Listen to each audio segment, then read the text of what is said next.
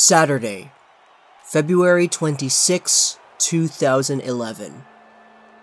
This was the day that a 10-year-old me sat in front of the couch and wanted to see something new on TV. This is when I was scrolling through the channels. I was done with Treehouse for the day. I wanted to look at something else. So I stumbled upon this one program on Hockey Night in Canada. It was a hockey game. The Vancouver Canucks versus the Boston Bruins in Vancouver. And I watched this game, probably from the mid-second period all the way to the end. The Vancouver Canucks lost this game 3-1. And the whole time I was watching this game, I didn't know any of the players. I didn't know anything about hockey. I just turned it on, and the Canucks were losing, and I was like, come on, that guy, skate with, oh, what a shot. Come on, that guy. I called them that guy. I called every player on the ice that guy. The only thing that was instilled within me was that the blue guys were the good guys, and the guys in white with the yellow and black stripes were the bad guys. But we still lost. And that was the first hockey game that I watched. Coincidentally, this was the season when the Canucks were at their primes. And I continued to watch the games afterwards, continued to slowly ease my way into being a hockey fan. And that was all stemmed on the back of guys like Ryan Kesler, Roberto Luongo, who was the only Canuck that I knew of at the time, and the Sedin twins. I watched the playoff run. I watched basically every game. I remember the Chicago Blackhawks winning 3 in a row, threatening to reverse sweep us. And I was scared that Game 7 we would lose again. But in Game 7, where Alexander Burrows got the 1-0 goal and they tied it up shortly after, I had to go to bed because it was my bedtime, and I went to bed. So I didn't see the Dragon Slayer goal live.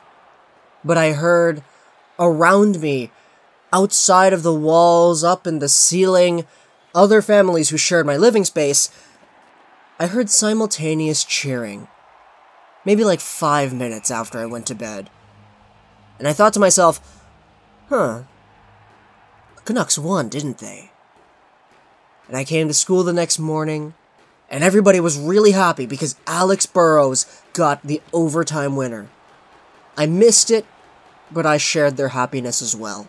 And I remember, the next day, in grade 5, sitting down in class, my elementary school teacher took a pause in our lesson, and she stopped. She asked us, okay guys, Nashville, what do we know about the Predators? I remember one of my good friends, he raised his hand and he said, they have former Canuck Shane O'Brien. And everyone in the class went, oh, uh-oh. But then Canucks fan 28, who some of you guys may remember on the other side of the room, he raised his hand and he called out, but we have former Predator, Dan Hamuse. And everyone was like, oh. Because basically my whole class here was into what was going on. The whole city was involved with this movement of watching the Canucks succeed, and everybody was on board with it. When the Canucks beat San Jose in 2011, Game 5, Kevin BX off the stanchion, in by a dazed Antti Niemi. When the Canucks made the finals, I was sitting there watching the Eastern Conference Finals, fantastic series by the way, of Tampa Bay versus Boston. And I was cheering for Tampa, because in my first ever hockey game watched, the Boston Bruins beat the Canucks. So I knew, if Boston beat Tampa in this Game 7, they would beat Vancouver. It was just a childlike instinct within a 10-year-old me saying, okay, this is what happened in the past, so now, if Boston plays Vancouver again, I don't know how it's gonna go. So I was cheering for Tampa. And Game 7 in TD Garden was one of the best hockey games I have ever seen. A 1-0 victory by the Boston Bruins is what is able to propel them into the finals. Tim Thomas stood on his head, and I was scared. Because I had this feeling that the Canucks wouldn't be able to win this time. 2 games in, we're up 2-0. 2 games later, it's tied.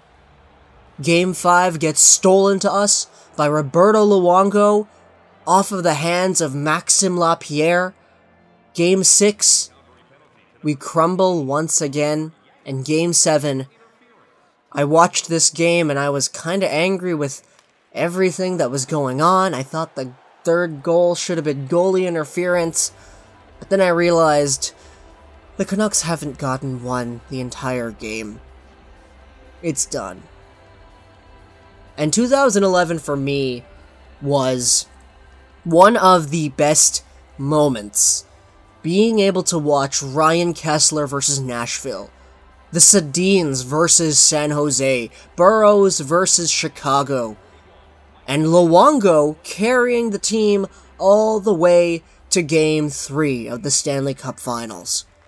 These were amazing moments for me, and the captains at the time, the Sedin twins, these guys exemplified to me one of the weirdest stories I had ever seen. 2 identical twins who were superstars on one professional sports team in the highest league of that sport in the world? That's awesome. Fast forward, it's 2018 now. This is 7 years removed from my first viewing of a hockey game as a 10-year-old kid. The Sedins announced their retirements, and if I'm going to be honest, this is not surprising. Obviously, it's not surprising. But everybody is surprised. I was surprised. Because I don't think anybody realistically envisioned how this would feel. I know everybody kind of thought, oh yeah, if they retire this year, we can go forward with Horvat, Besser, and all that. Great. But I don't think anybody was able to foresee how this would feel. How realistically Canucks fans would react to this. I don't care if your team tank, if your team anti-tank, team win, whatever you want to call it. I don't care if you've been watching this Canucks team for 18 years or for 2.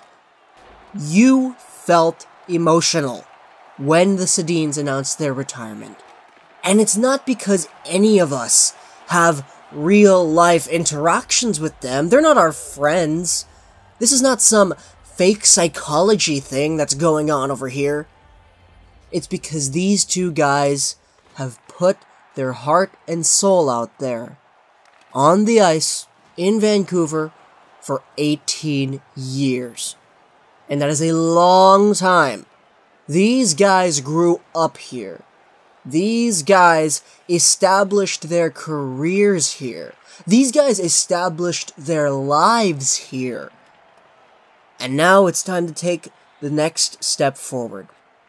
Into parenthood, into building the community around them, away from the ice surface. And with 1,000 points each, these 2 guys were able to establish things that no other Canucks could have. They're the only 2 Canucks to reach 1,000 points.